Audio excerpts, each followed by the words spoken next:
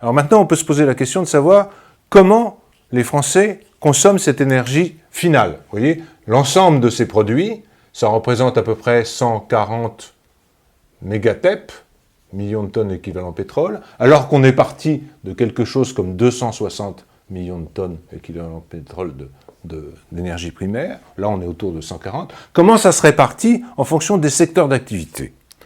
Alors, le plus gros secteur, c'est les transports. C'est le premier, 31% du total. Et vous voyez, c'est évidemment essentiellement du pétrole. On le sait bien.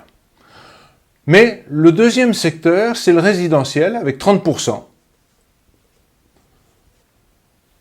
Le troisième, et seulement le troisième, l'industrie, qui ne représente que 20%. Vous voyez que les méchants industriels ne représentent que 20% de la consommation énergétique. Et le tertiaire, 17%. Et puis pour compléter, l'agriculture, qui est un peu ridicule, puisqu'elle consomme que 2%. Elle n'est pas très consommatrice d'énergie.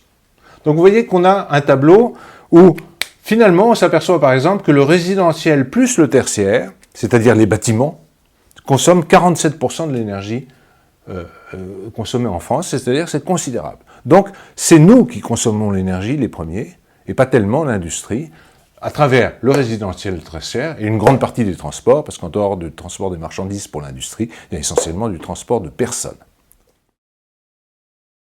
Alors, dans l'industrie qui ne représente que 20%, il ne faut pas oublier, comme on l'a déjà dit dans la vidéo précédente, qu'une partie des produits que l'industrie importe pour les transformer contient déjà beaucoup d'énergie.